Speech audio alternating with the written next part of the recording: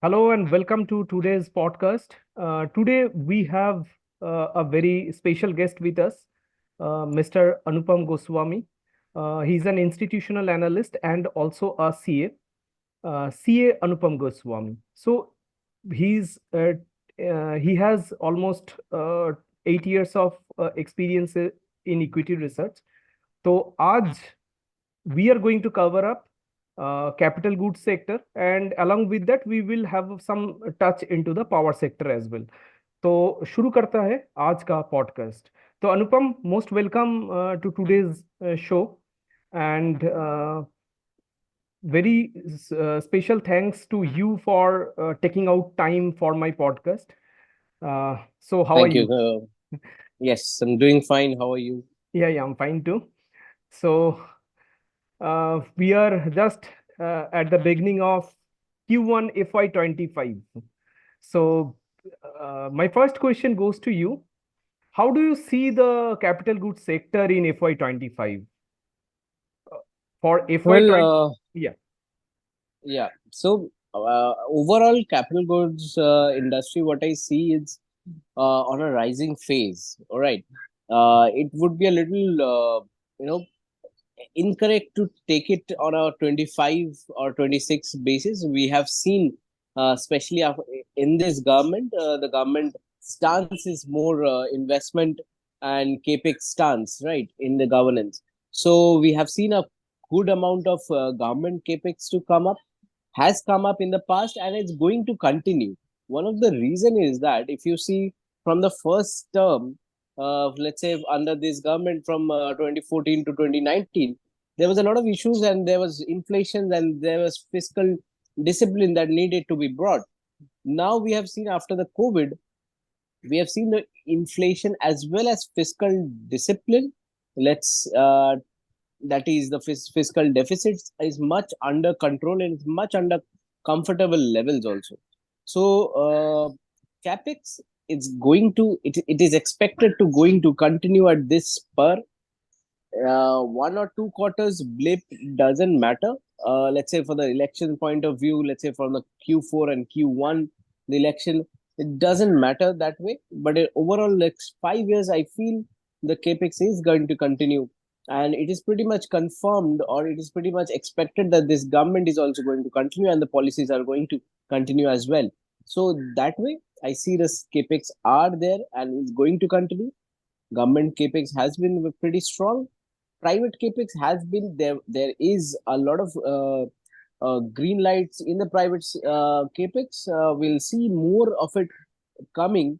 Let's say later half of, let's say, after this new government stabilizes, or maybe later half of next 1 or 2 years, when we see RBI capacity utilization also rising. It's currently at 78%. Whenever it goes above 80 or close to 80, also the private capex comes. For the private capex to come, you need rural recovery as well as overall consumer durable spending also going on. That is still a little sluggish, but it has time. So what is going to be the capex is going to be the demand growth driver for the capital goods sector at this point in time, what you are saying. So apart from capex, what Yeah, definitely. yeah, apart from capex, what are other growth drivers? See, for a capital goods industry, capex is only the growth drivers, right? At at that time, if you see in the infrastructure development, we have seen in the infrastructure development that is going on. Housing sectors, we have seen has a robust demand in housing sector as well. At the same time, we will see power demand. That is one of the biggest drivers right now in the capex cycle or the capital goods industry is a power demand. We have been a power surplus country all this while, but in the recent past 2 years, it has been brewing that our peak demand, our peak power shortage is looming, and with the government targets, and if we look at we are very close to the capacity and supply of the power, right?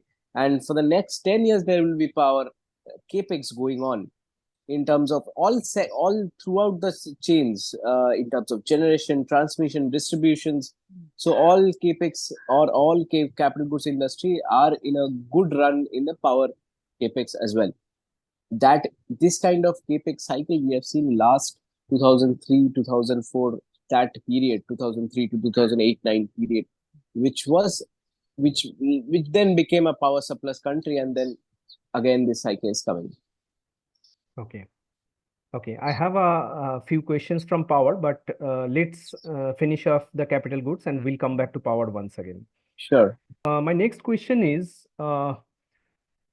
capital goods sector is very much order book centric, especially the heavy engineering segment. So can you throw some light on the order book situation on prominent capital goods companies? So when you talk about prominent capital goods, L&T, BHEL, Correct. Thermax, and these are having the highest order book right now. So if you take book to bill ratios, the order books at the highest levels. So the next visibility, all of these companies has at least 4 times its revenue, sort of order book scenario. So yeah, as I said, like 5 years, there's no looking back. Okay. As far as BHEL is concerned, like people have lots of interest, has shown investors have shown interest in BHEL for last 1 2 years. So one direct question from BHEL. So as far as uh, order book is concerned, so what is the average timeline for execution of the orders? BHEL takes about 3 to 4 years. Three to In four let's years. say power segment, the power capex they take about 4 years sort of time, and the whole, in fact, the whole power or thermal project also takes about 5 to 6 years. So yeah, the scope of BHEL, from actual contract work starting, it takes about 4.5 years, 4 to 4.5 years. Okay.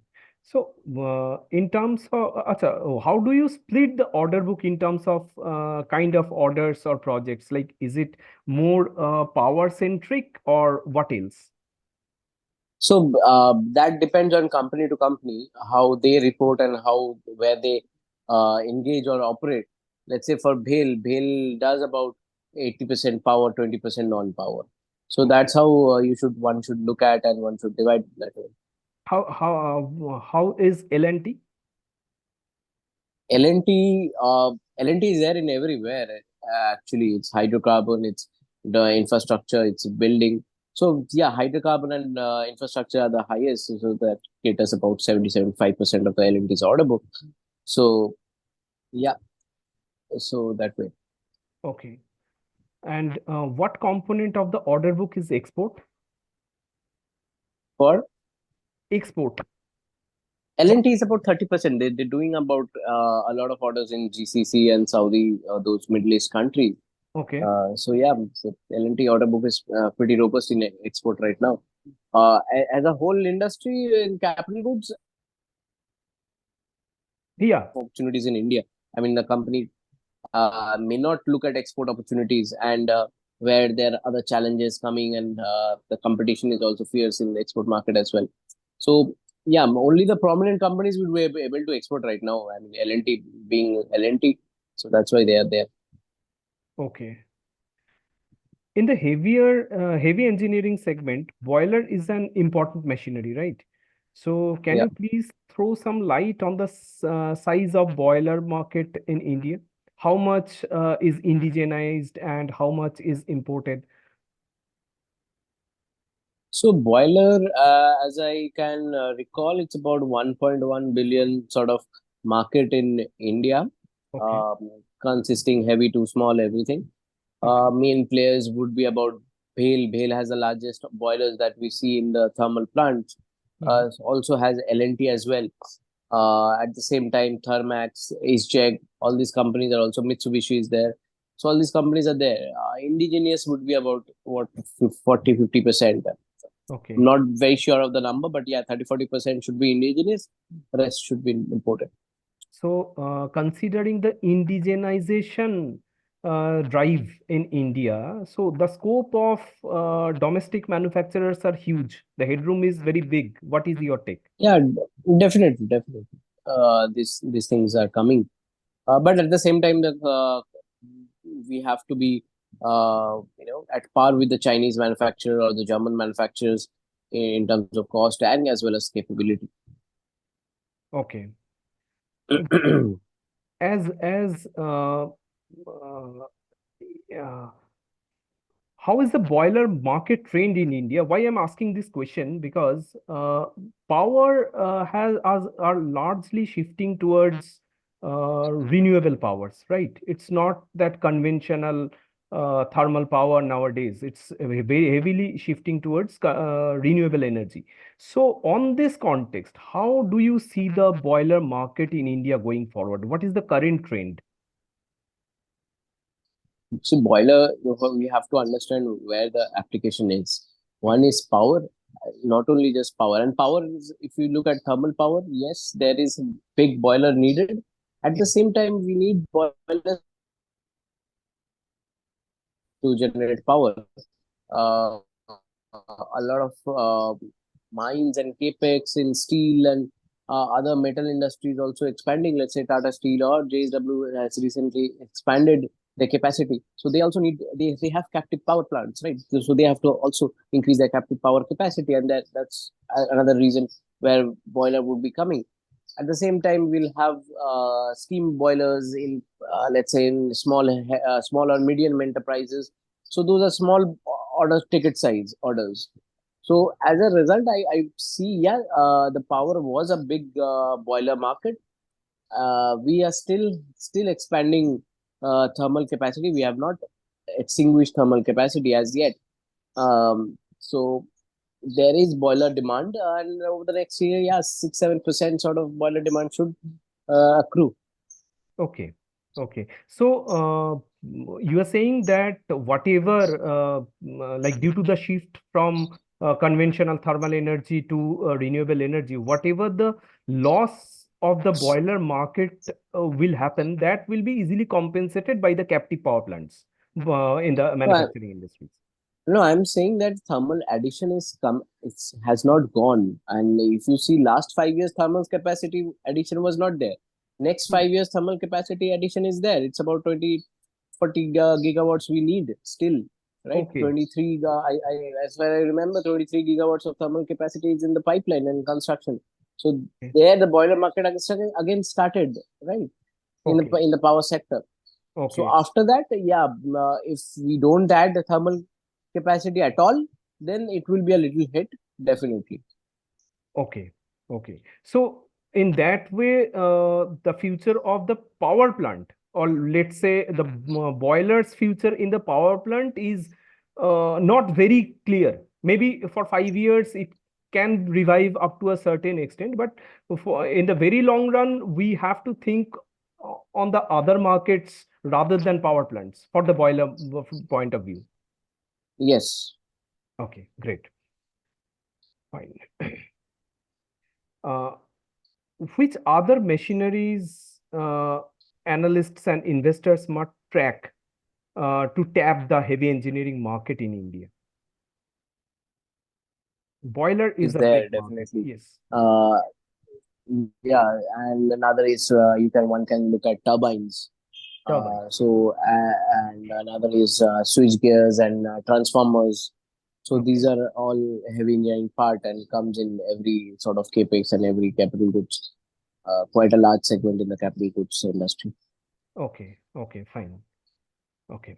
So, can you throw some light in terms of the opportunity size? What is the roadmap?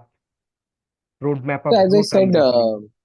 capex is immense. Even if you see this budget, right, the interim budget that happened, we had the capex allowance was about 11,000 lakh crores, which is about 16% higher, in spite of a high base. So, as I said, capex is going to continue. This capital goods industry still has light, still has scope, if you see the macro wise, India is a growing country. The demand is immense in the domestic. The demand potential is immense in the domestic market, as well as the country is doing a lot of initiatives and taking a lot of strategic calls to export as well. So Yeah, it's just the cusp of a beginning of a very, very, very large and bright scope for all these companies. Which If the geography? governance and everything also stays stable and take the right correct decisions. Okay, so which geographies are the export destination for Indian players? Definitely, Middle East, Africa, as well as in US. Okay, okay. So, in terms of percentage, any ballpark number, what percentage goes to export? You can't say that way. You know, some companies have higher exports, some has lower, but the percentage would be very low at the moment. I Okay, mean, LNT does a lot of contracts in their Middle East. order book, but Hmm. doesn't mean that everyone will have the same kind of proportion. Okay, But it's very low right now. Even the wires and cables, they do about 10-20% of their Middle East or US export. But Mhm. overall, the kind of market size and share is pretty small. It's very, very small right now. So Okay. So, so do you see a big export opportunity is in front of us? definitely, definitely. Okay, so which is going to be the key market? Like, do you think Africa is going to be key market, or how is Middle East? Middle East, I understand that Middle East is already a very good market for Indian players. So, Yeah, but I think the pie is still there in Middle East. I mean, US, Middle East, these are the places where India has a with.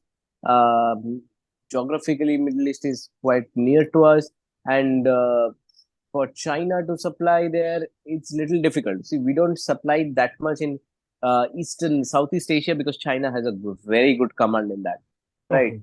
So Middle East is the one where we can compete. We have a good hold in that. So yeah, Mhm. those markets are there. There's a lot of investment that is going on in Middle East.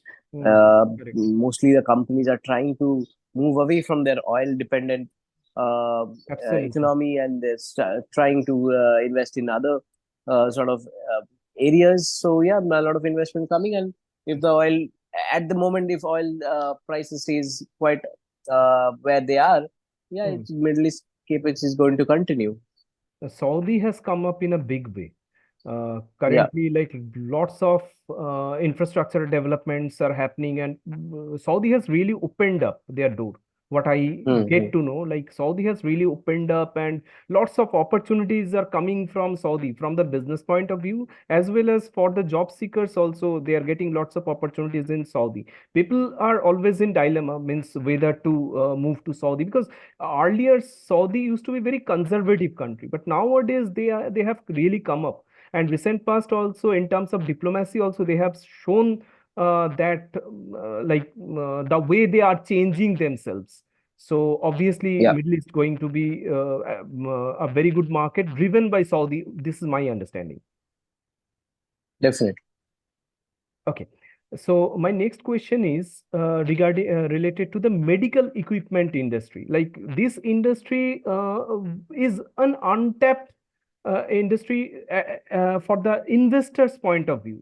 Because that medical equipment industry never came up as an investment area, or let's say investment domain in front of us. So recently government has, means recently means maybe couple of 1 year back, government has taken certain policies and emphasizing self-reliance in this particular sector, because medical equipment was mainly import driven, right?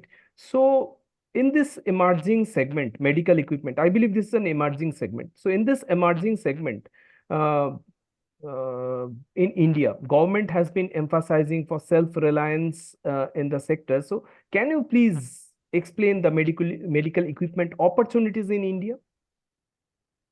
Yeah. So medical equipment, it's still at a very, very nascent stage. We have a long way to long way to go. Also, at the time of capability, that at times at par with the quality, there's a long way to. Yeah, but headroom is First, the very big, correct? EMS. Yeah, what we will see is that the first EMS players might come, right? See, we still now do not manufacture our own mobile phones and own laptops, right? We are doing outsourcing works and we are doing assembly work.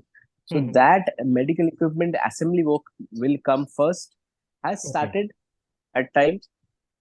So from there on, we might have a company which has its own medical equipment, Okay. right? Indigenously made and everything. Can it be made? Definitely. Why cannot? We can make tanks and everything. We are making Tejas aircrafts as well. So why not a medical equipment? We can. But at the same time, a lot of licensing and a lot of technical know-how, that collaboration has to come. We can't Okay. just make on our own. Okay. Uh, there might be some, let's say a collaboration with Siemens, a collaboration with GE or a Sharp. First that happens, and then some outsourcing happens, and then it will start. I don't see it immediate effect right now. Okay. I don't know which companies are. One is Cinema that has gone into medical equipment one segment, and they started having a JV with Johari Health Devices. So that Okay. is one, like sudden coming green shoots coming in this. But more and more companies has to come.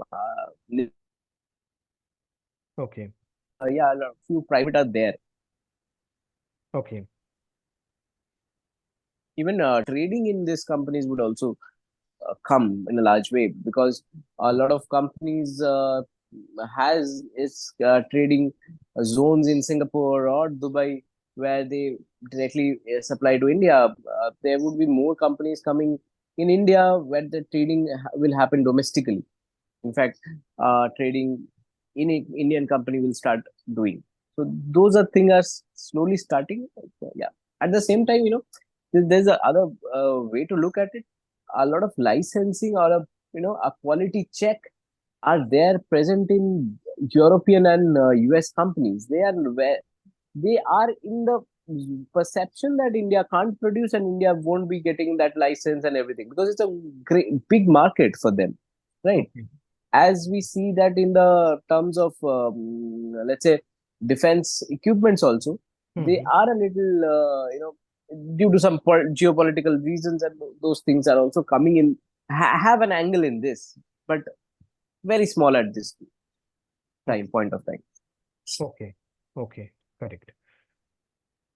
Okay. Now, my next question is from the power sector. In the last few years, we have seen significant capacity addition in the renewable energy. No greenfield capacities were coming in the traditional thermal power, and lots of brownfield, some brownfield addition expansion are underway, as you said, in 5 years, in upcoming 5 years, right? Hello. Yeah. Okay. So, Yes, yes.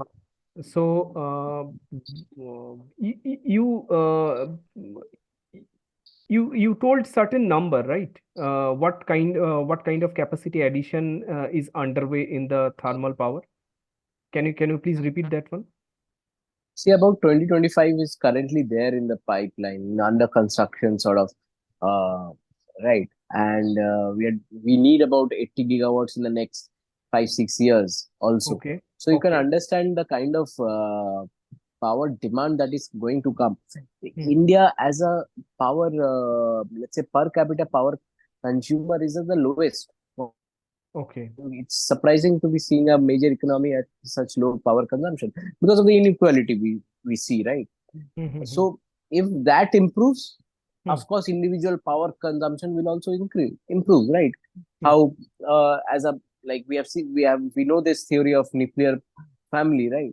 Where Mhm. there is nuclear family coming happening, the joint family to nuclear family, the power consumption is also rising. At the same time, industrial growth is currently the major driver in the power demand right now. Mhm. So yes, that is bound to happen. That is bound to happen. Last 5 years, we have not seen any power addition because we were power supply excess. Now Okay. we are at that cusp, and sudden growth was a little surprise. That's what happened. There was a too much a hue and cry that is happening because of the sudden growth after COVID. We did not expect that sudden growth to come. But yeah, so things are going for good for the power companies, Okay. and the government push is also there to to add more renewable instead of thermal. So yeah, thermal is also there because we can't add renewable as much, because the requirement is huge, the demand is huge, and renewable, all any capacity coming, you have to divide by 4 because of the PLF factor. And or not Okay. all regions of the countries are having the same solar intensity or wind intensity to have that renewable feasible. Okay. Okay. So, recently we have seen coal prices gone down significantly, right? So, this is positive for the power sector, right? Yeah, definitely. So, what kind of margin improvement we can see, or let's say we have been witnessing for last few quarters due to the fall in the coal prices? See, now what is happening is power companies are all regulated.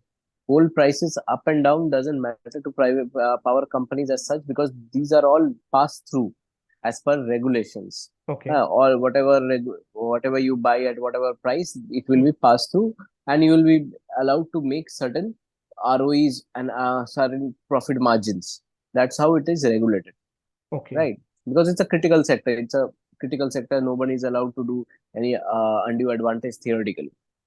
Okay. That's how it is done. A lot of companies are not there in the regulated. They have their independent power plants, which they can operate as well as sell in the merchant market, power exchange, IEX, or any bilateral trade. Mm-hmm. So there, yeah, the coal prices coming down would affect their margins. Of course, will improve in that way, provided the merchant rates also stays at the good levels for them. If I take an example of Tata Power, yeah, Tata Power has both regulated segment as well as unregulated, where yeah, the coal prices coming down would definitely benefit the uh, unregulated part, where they can play with the margins. Okay. So yeah. Okay. Fine. Okay. Fine. My next question is regarding the coal-based methane. So, what kind of opportunity like we can witness in the coal-based methane segment in India? What is the advantage or So coal drawbacks gas, over? Hmm. coal coal gasification is going on, and coal to methane gas, this thing is going on. Several companies have taken up that, NTPC as well as NLC India. So these have taken up this effort. But again, as I said, right now the whole project is very costly and not cost feasible at the moment. Okay. There has to be more and more scalability has to go up before it can be actually used for economic purposes. So yeah, we have a lot of potential in that, but at the same time, we have to see the cost, right? The cost is not feasible at the moment because of the equipment, because of the dug up, and a lot of reasons are there. So as I said, more and more, we also were one time we were not feasible in solar panels, right? As and Hmm. when the solar panels capacity expanded, the solar panel prices came down. So that has to come. That scalability has to come, and then we can see the coal gasification. How much it is clean, how much it is not clean, or how the distribution will be. Those are still in the, I would say, in the drawing board, and more into has to come. I won't be able to say at the moment, like whether it will be actually a big boost and the upcoming future or not. Yeah, we have to a little give some time to come to that conclusion. Okay. Fine. Okay, next question is related to the renewable energy. So, government has set certain target for achieving renewable energy capacity in India. So, how far we are to achieve those renewable energy targets? Government set a target of 500 gigawatts at 2030. We are right now at, I think, about 20 to 230 to 40 gigawatts. Okay. So another 50% has to be has to Very. go, Mm-hmm. and which caters to about 550 gigawatts to 60 gigawatts per year. We are not doing as much. We are this time we had done a good capacity addition in RE, but yeah, 500 gigawatts we may not uh, achieve. Even if we do not achieve, even if we achieve something close to that, it will be a good achievement for the whole country. Okay. So, whether it is 400 gigawatt or 500 gigawatt, the opportunity size is huge for renewable energy Yeah, companies. yeah, yeah. I mean that is not going to stop. That's what I'm saying. That is not going to stop. That will go on. Yeah. So my concern was like lots of people asked me regarding renewable energy companies for investment or let's say the opportunity in the renewable energy company. So what I am like I always remain concerned that these companies like most of the companies I have seen are with huge debt. So that remained a concern. So what is your take? What is the current situation? I don't track the sector closely. So what is the current situation and which companies are in the better side in terms of the debt? See, one cannot see a debt-free company in power sector, right? Whether Yeah, it's renewable, thermal, or where power absolutely. sector, the tariffs are designed in a way where you have to take debt. Generally, the debt is about 80 to 20%, 80% debt, 20% equity. Okay. To have a certain IRR on a project, any of this plant or project is a project wise IRR is taken out, whether to go ahead with the plan or not to go ahead.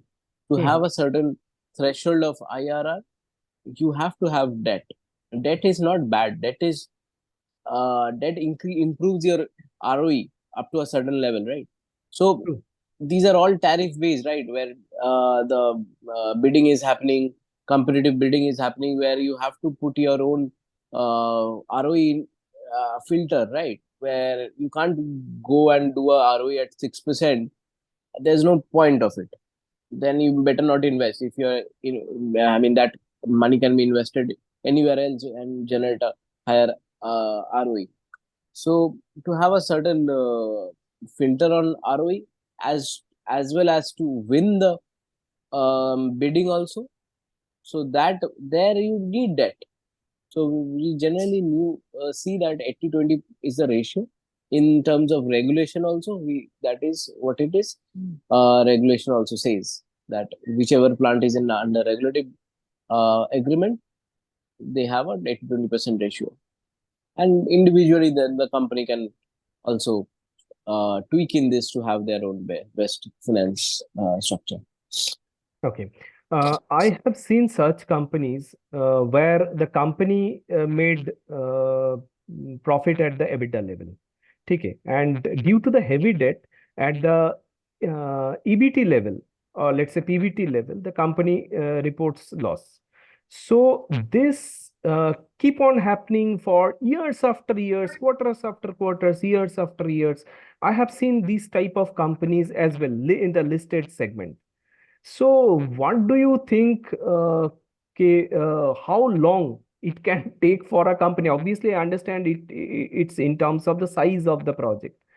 But like most of the companies I have seen years after years, they are into huge debt and they are continuously reporting loss at the bottom line. You were saying ROE, correct? ROE, like expanding some ROE by leveraging out debt is good. But the company, when the company keeps on reporting loss at the bottom line, so how long it can take to come out of it? A generic question. I understand that it's obviously in terms of the size of the project or size of the capacity. Fine, but still, like on an average, if you have some number in your mind. See, it is not about numbers. A lot of things can go wrong after you get a bid, right? You have certain structures in place where you have taken debt, and you have taken interest, and everything in the drawing board and a plan wise you have seen. But at the same time, a lot of other regulations, a lot of rules. let's say coal prices, coal rules regarding imported coals, all this can go are variables to you, right? This can go wrong in your favor, or whichever way it is, right? So at the same time, how much you are selling from that project, right? The PLF, the capacity utilization, may it has come down maybe. So the scalability is not there. So once you not scale up, you will continue to face losses. So yeah, I mean, as we see, interest cost and all these are fixed costs, and to overcome fixed costs, the main thing is that you have to have a higher utilization.